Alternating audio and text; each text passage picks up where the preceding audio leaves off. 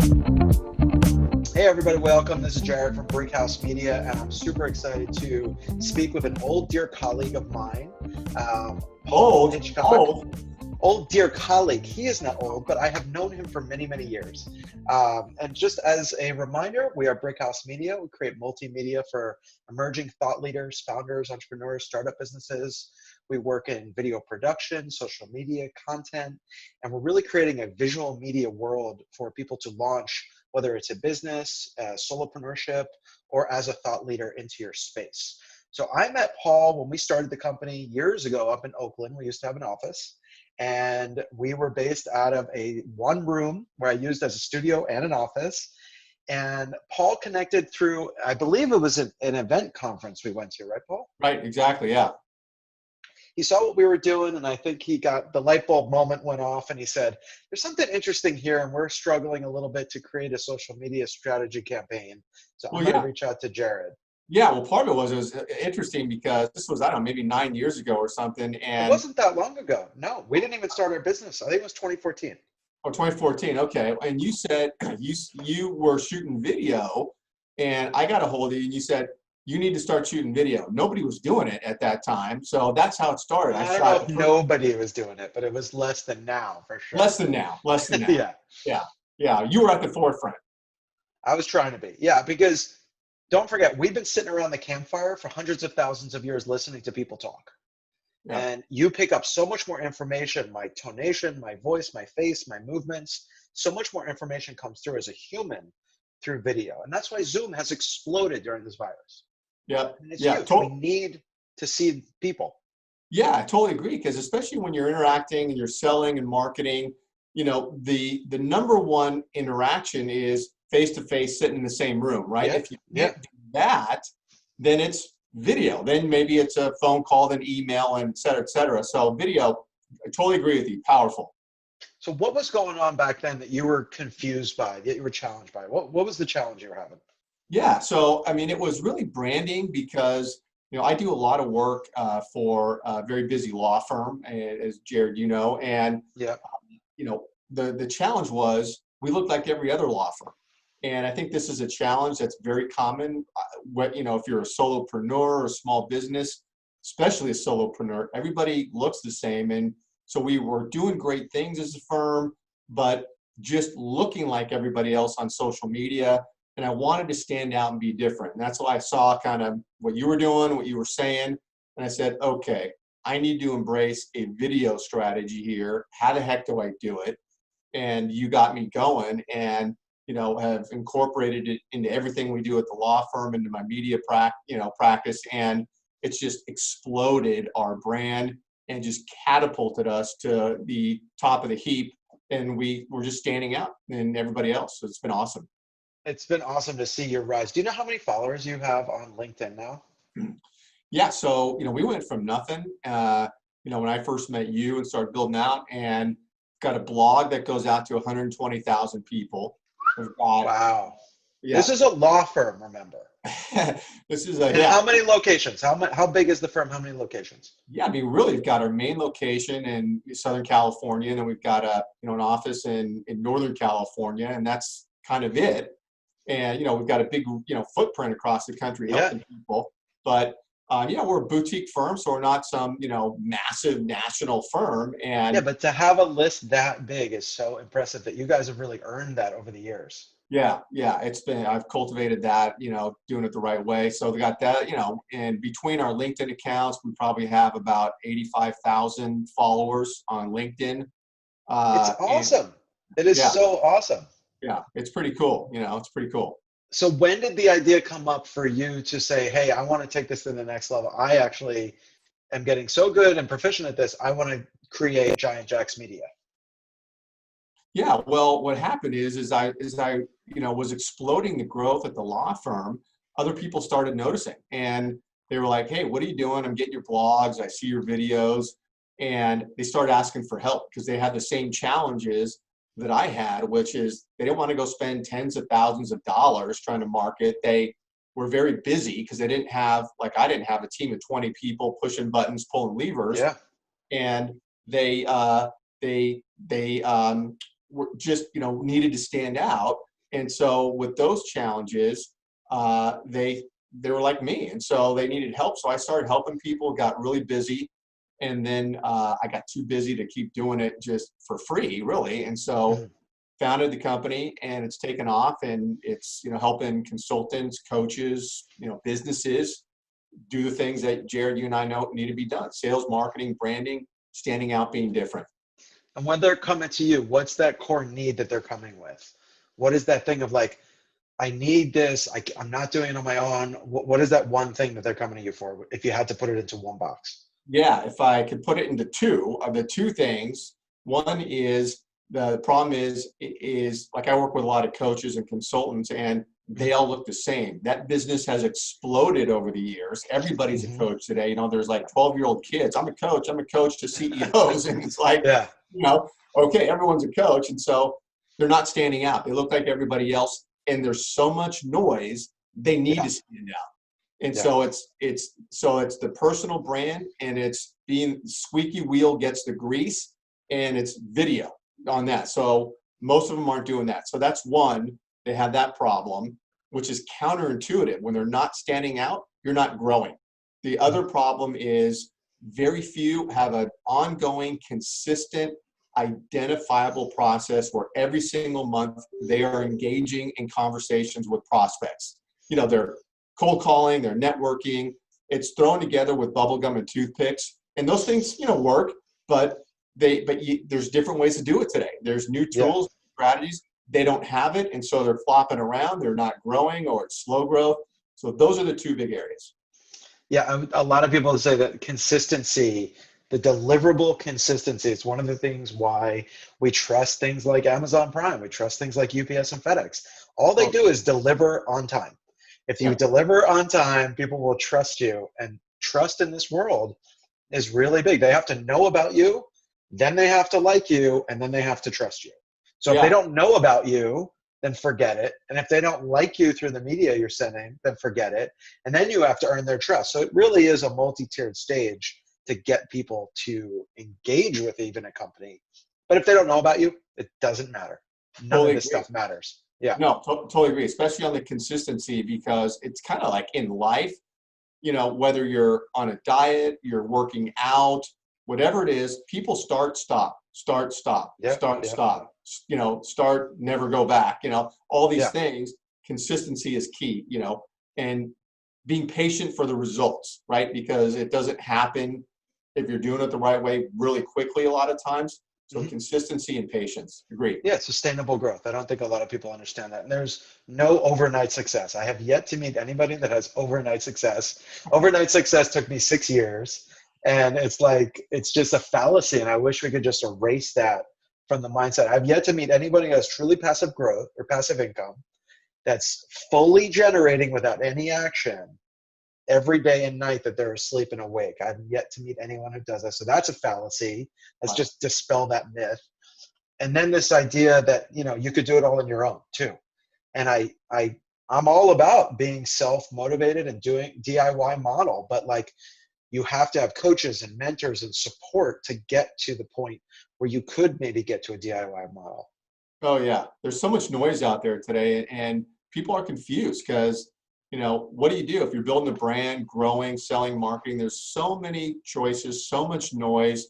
Yeah. You got to cut through it and get to the system that works for you. Trust somebody to educate you and teach you and partner with you along the way, which I know you and I are both big on. Yeah. I'm with you on that. So I'm so glad you said system, because back when we were starting in this business, we started in 2013, and in the end of 2017, we said, hey, we've really built up a bunch of thought leaders, and we've created the process, and we've created a system. And you start to get to a point in your business where it's like, there's only one of me. I can, you know, have people that work for me, but I want to reach more people. I want to scale out. And one of the ways I thought of doing it back in 2017 was an online course. So back then we created Break On Through. It was inspired by Jim Morrison to break out of the shelf, step into the spotlight of thought leadership. And the example I always give is we all love to watch TED Talks, right? Right. Now, I have been to TED Talks. We have shot TED Talks. I've interviewed TED speakers. What happens when you get off the stage? When you step off that stage and people come rushing up to you, They're so excited. Then what? That's where we jump in. Oh, you have to keep them engaged. You have to send them video. You have to put them on their email list. You need a website and a landing page with a lead magnet.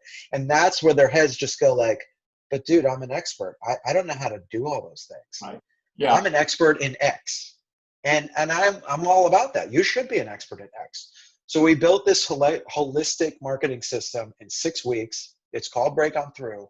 And I thought today we could go through the 6 because I know you're using, if not all of the 6, probably 10. But I just want to go through the 6 because we break it into 6-week courses. It's very digestible. It's 99% video with a couple of downloads. And we space it out so people can actually have weekly breakout challenges. So at the end of each week of content, they have to do a challenge, and then they start the new week. So the first one I want to go over with you is a couple of the books that we like, which one of them that I always call out to every client, everyone who goes through the course, is Start With Why by Simon Sinek. Why are you even doing this business? Why is it important to you? And then what are you going to make, and how are you going to deliver it? So that's our foundational first entry to the course, is the why. Why are you helping people? So if you were to synthesize your business in giantjaxxmedia, what's the why? Like, why do you do what you do? Yeah, and it's great because I don't think a lot of people think about that. They start going fast forward. Yeah, they go the how and the what. Yeah. Yeah, yeah, and then answer that. And yeah, I mean, the why for us is because really that people needed help, and when you're in that role of truly filling a need and helping people and seeing progress, because you can measure these things, especially when you're selling and getting new clients. And so the why was really, for me, was being able to help people that had my same challenges. And so it brings a lot of it brings a lot of feel good emotion when you're doing that, and helping other people and partnering. So that was my why. Is I love helping, and I can measure it and see it. And you actually do. I've actually watched a lot of your content, and you probably don't know that, but I do watch a lot of your content. And you are really earnest about, like, this is going to help you.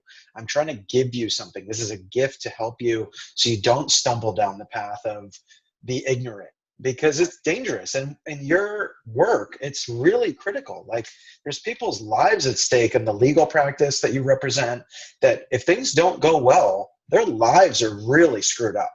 No, thanks for saying that. Nice comments. Yeah. And I, you're not going to find an argument for me. No. I really feel that way. Yeah. Yeah. No, it comes through, I guess, is what I'm saying is, and I'm going to call out this word authenticity. Like, it's authentic that you give a shit and you care about people, and that comes through. And one of the ways that comes through is through the videos that you create. No, thanks for saying that. Yeah. Yeah. I'm glad you picked up on that. Yeah. So that's like the foundational element of the course. The other thing we dive into on the first part of the course is your purpose and your story around your purpose and why are you doing what you're doing, like I said. And we have 4 other experts on the course. One of them was Brandon Peele, who wrote Planet on Purpose. And he's actually a purpose guide. He helps people find their purpose in their lives and then expand it out into the business world. So that's like the foundation, right? You cannot build anything without a strong foundation. So we start there, and people might think, well, wait, I've already got this and I've already got that. I was like, no, back up. Let's make sure the foundation is stable before we try to build a massive house on top of it. Yeah, I mean, you and I are, speak the same language because, Yeah. I preach that all the time. Is you can't go to execution phase without the foundation, because then it's going to be all choppy and it's clunky, or it might not work at all. So now there's different ideas about what that foundation looks like. You and I have very similar opinions about what it is, but I would concur with that point. Yeah, the second part of it we go into is that brand. So you're an interesting cat because you don't put Paul Hitchcock on the nameplate. You work with different brands, like you started Giant Jack. So what does giantjaxxmedia stand for? The brand, the naming and the brand. Like, where did the name come from? Yeah, like, how did you name it? Well, yeah, because it was founded out of the law firm, and it had another name. It had Giant something else, and actually, I'll tell you, it had Giant Peach Media, because I'm a huge fan of James and the Giant Peach and the author Rail Dow. So I had this whole image and logo around a giant peach and everything.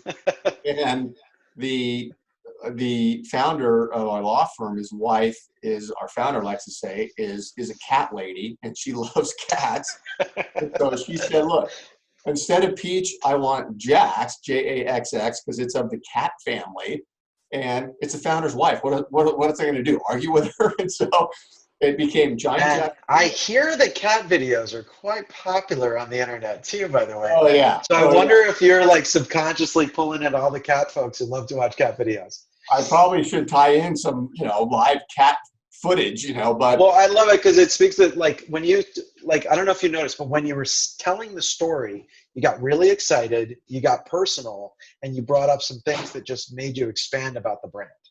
Yeah. And that's one of those key things. Like, you got to be excited about your brand. You got to understand why you built it, and then share it with others and they remember. Like, I'm probably never going to forget Giant Jax and the cat from the peach in the book. And, like, now I've got this story. So it's fun. Right. And that's being memorable, right? Marketing's about being memorable. Absolutely. Yeah. So one of the other things we do is, like, some people want to go down the path of, I need to brand myself as an author and a speaker, so I'm going to use my personal name. I have not been the fan of that personally because my last name is Brick, so I get to kind of jump around by having Brickhouse Media. And that was intentional because in college people called me Brickhouse. Some people didn't even know I had a first name, and it stuck and it made people smile. And when I first started Brickhouse Images, which was the photography freelance business back in 2001, it just stuck. And so it made sense when I evolved into a media company after I got an MBA. It was like, I'm doing all these different things. I'm a media company, but let's keep the Brickhouse part. And because it's my name, I kind of get to play both roles. But do you have clients that are doing their personal brand and business branding? Yeah, it's funny because I love, Brickhouse Media, and the tie-in with your last name is hilarious. And the branding thing is huge between, corporate and people. And I always say that, okay, there's the mothership. If you work for a company, there's the mothership. And the mothership wants you to market them and everything be about them. And nothing wrong with that. However, people, in my opinion, tend to want to work with other people. And that, if you're Coca-Cola, it's a different story because you're massive and you branded that for 100 years. But for us, me and you solopreneurs, you got to be a human being first. You can't be a logo, and there's got to be a person behind it. So there's the right combination between building your personal brand, but also, having a logo connected to it. And you can do both, but there's a balancing act there. But people are going to make decisions to work with you or even to get on a phone call with you because you're human and they like you and they identify with you. And then your brand is around that. That's the way I look at it. Yeah, I like to think of some of the bigger brands like, Gary Vaynerchuk has VaynerMedia, and he has products under VaynerMedia, but he brands himself as Gary Vaynerchuk when he wants to do his own thought leadership content. So it's it really depends on your business model. It depends on what you're doing, what you're trying to do. If you're making a widget, let's say you're making this bottle, you probably don't need to call this the Jared Brick bottle.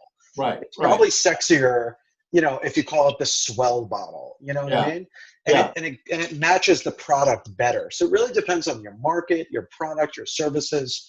And then you get to personify it, like what you were saying, as the human side of it through the brand. It just depends on the business is what I'm getting at. Well, and like your brand, for example, I mean, I always, the brick house, it's unforgettable. Number one, it's your last name, but also Brick House, you have a logo there, you have an image that follows you wherever you're going. So you have a great tie-in there. And for me, it's Giant TV. I've got a brand, which is I connect to a lot of things. Giant TV can do a lot of video. So, and it's a TV, it's relatable.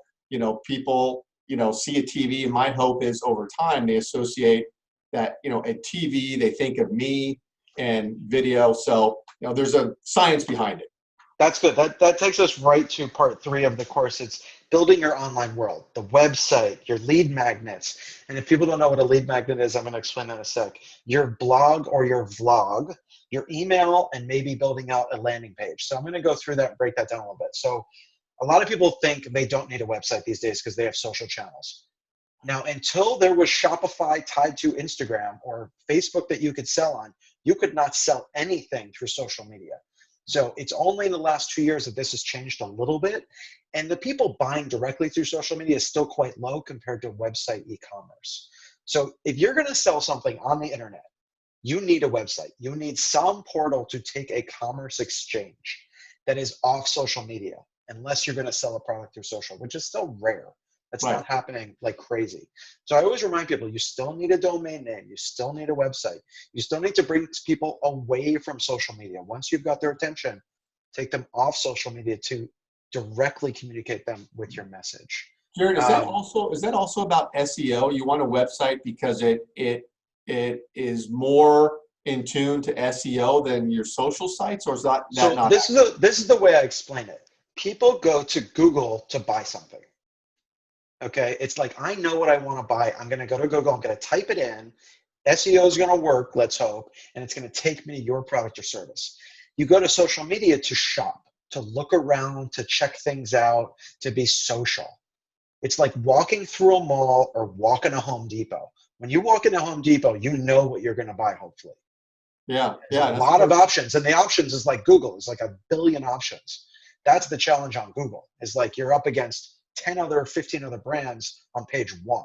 Yeah. And the problem with social is there's so much going on. And you talked about that attention, right? About getting people's attention. And Gary Vee's big on this. Like, how do you get people's attention? I think it's that consistency and a brand that they relate to. Yeah. So you need that landing page, that web, even if it's a one-page landing page, which means they clicked on a link and they went to your thing. It's fully branded for just you, and you made a transaction. That transaction might not be money. It might be book a call, right? You do a lot of free call booking, right? So tell me about that process that you use.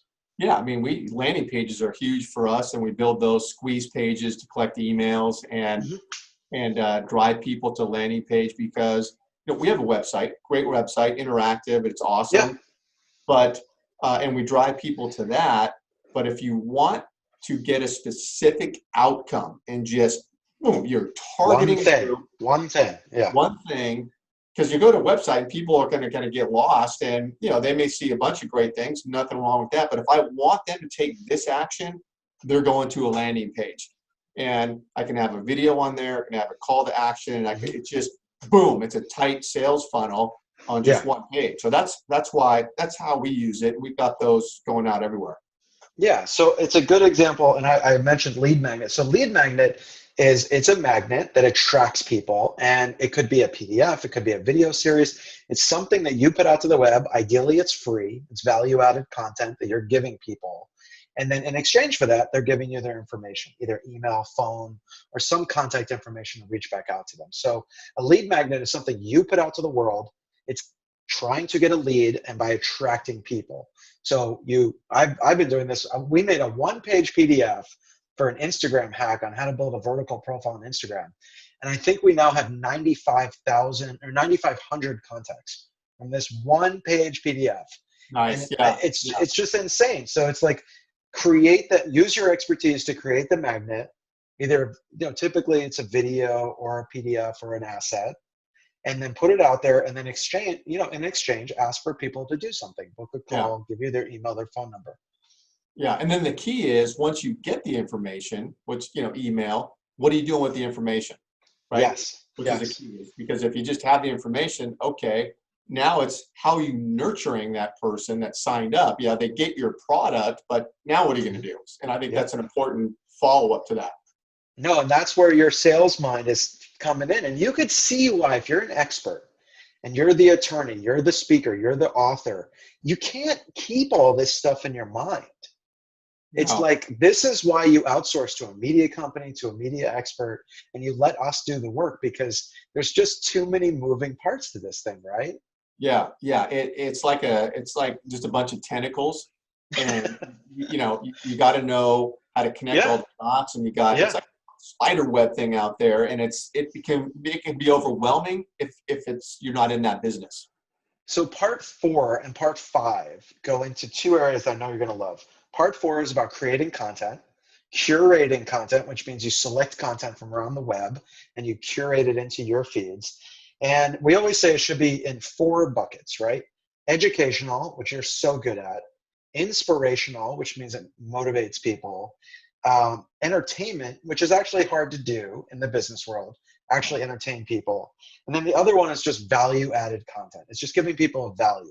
Could be a recipe. So it's not going to, blow someone's mind, but it might be something they want. So I think you tend to lean on the educational part, right? Yep. Yep. Yeah. Yeah. What's the response you get from people with that?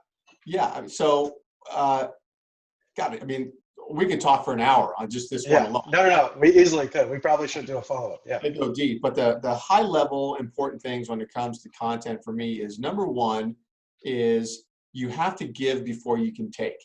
And so, and this is a mistake people make. The first reach out they have or nurture they have is a selling piece of content. They're asking somebody to do something, get on a call, buy my product, see my service.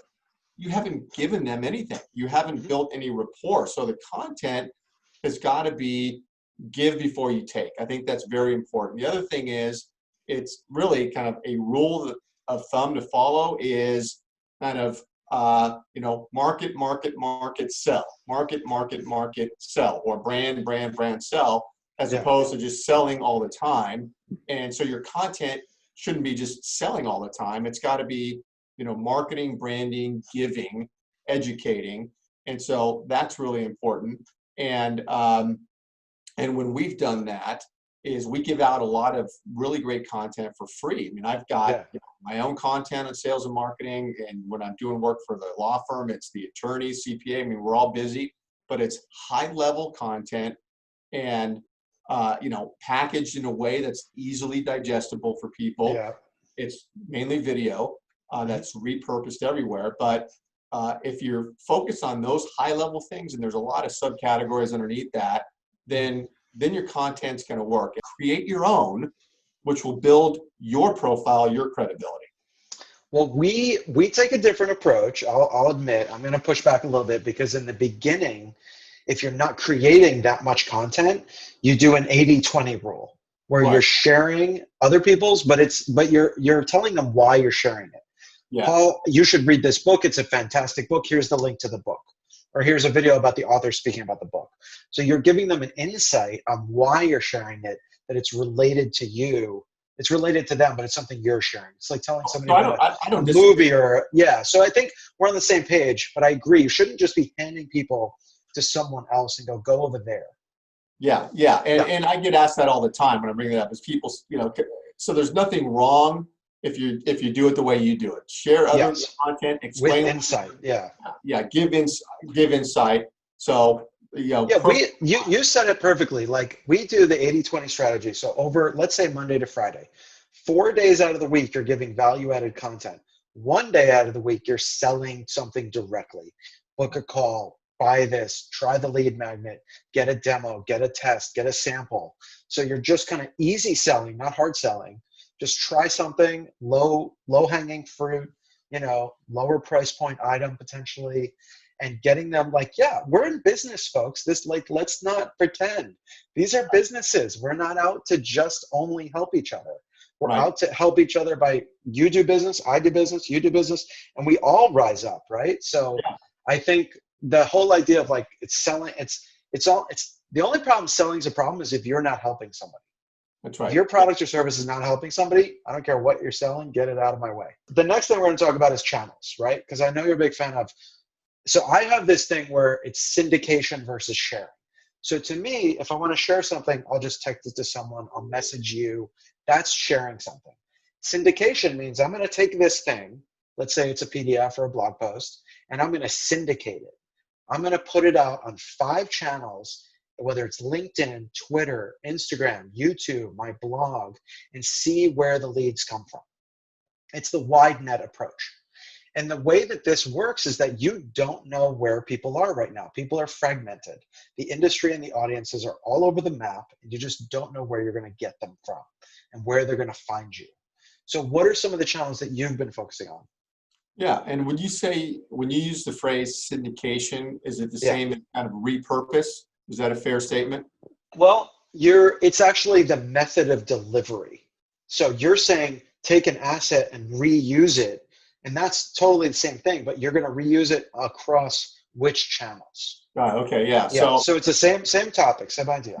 yeah. So, I'm feeling it. Other people have said this, not a mystery, but um, is when you have a great piece of content, is first of all repurpose it, right? So create Yep. different things. So maybe you shoot a video, and you can repurpose a video into your podcast, into a blog, into an article, into a little image, and so you can repurpose it. So one good piece of content becomes, 3, 4, 5. That's one thing. Yeah. And then as far as sending it out, and so big on LinkedIn, that's where Yeah. a lot of our audience is. So, it's going on LinkedIn. A lot of video, text posting, images are what are resonating now, and now documents are more people are doing documents. We've done some pretty cool, but so it's LinkedIn, and it's Facebook, Twitter. We have those channels. YouTube is our library of videos. So we have our content. We have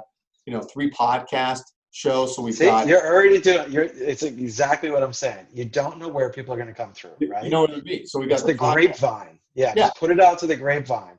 Email, blog list, and we're on TikTok, so we're kind of I love that you guys are on TikTok. That's so cool. So, right. I mean, a 53-year-old guy on TikTok. It's hilarious. Yeah. My kids are like, "Dad, what are you doing?" They're embarrassed, but you know what?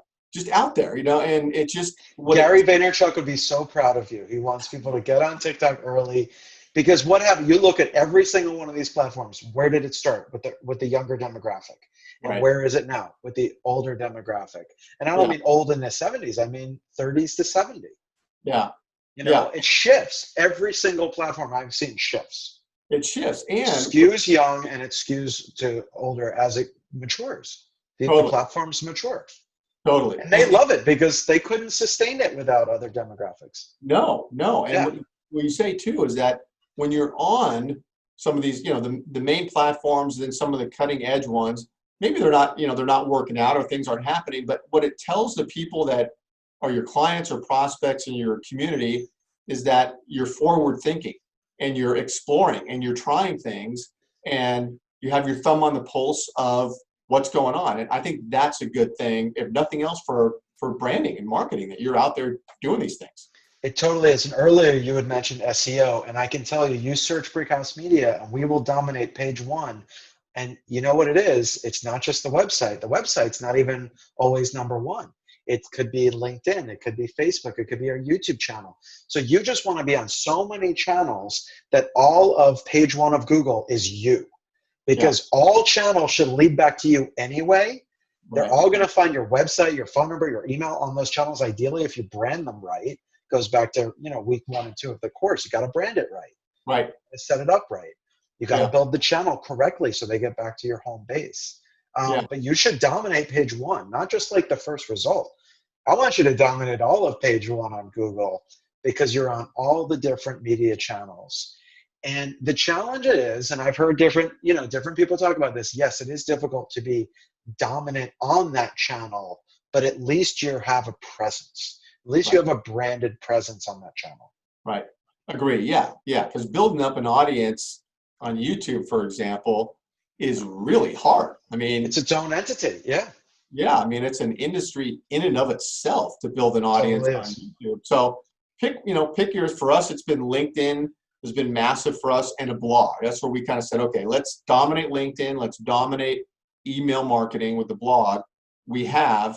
Then it's, over time you start spreading out and build these other channels, because, that's why we did it. Perfect. So you took us right into the 6th part of the course, which is launching into leadership. You've got your brand, you've got your why story, you've got your content, you've got your channels ready. Now you're ready to launch. So you had talked about consistency. We try to do 3 to 12 month plans max, because things are changing very fast right now. And it's hard to stay consistent for longer than 3 to 12 months. Because what happens is your strategy changes, your plans change, new products arise. And so I don't want people to focus on the 5-year. You should have 5-year goals. But as far as a strategy, a 3 to 6 month to 12 month plan. So that's what we help people do at the end of the course. What are you going to set up your milestone targets 3, 6, and 12 months out? That's a great way to look at it. And then you kind of rejigger after 3 to 6 months. Yep. You create a content calendar. You go back and look at your goals after 3 to 12 months. Did you meet your goals? Look at the data that shows. I'm a big fan of analytics and data. Look at the pages, look at the leads. How many did you close? What's your conversion rate? Now we're getting into marketing jargon, and I Yeah. don't want to lose people there, but like that is the data. But marketing has become very data centric, Right. extremely data centric. And again, you're the expert. You don't want the attorney, the author, the speaker doing all this stuff on their own without this framework, right? You Right. want to give them this framework so they understand it. They can hire a virtual assistant. They can hire a in-person assistant. They can contract it out on a network. They can hire a media company. The whole point is that they understand it so that they can hand it over and say, here's my brand, here's the content, here's the video, you go do it. Yep. Yep. And I got to tell you, it's spot on, because so many campaigns and practice builds don't work because people aren't organized and they're flopping around. They're trying different things. They don't have a resource telling them, Yeah. here's the template for you. Here's how to execute. Here's the foundation. And they don't do it. And it requires a commitment. Like when I'm working with people, I know you're the same way, Jared. It requires a commitment on their end too. You got to commit. Yeah. Doing the things to make this successful. I need to commit to it's a partnership, and it takes two to make it really work. And I find a lot of campaigns, people that I work with, where it doesn't work, we part ways, is because they weren't committed. And at some point there's a human element on their side that's got to be consistent, get in there and do the things they need to do, because you can't automate and do everything.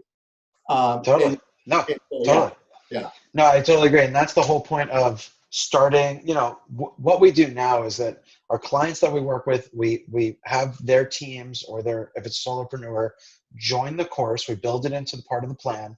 The first 6 to 8 weeks, they focus on the course as we're developing their brand, as we're building out their channels, because there's this ramp up period, right?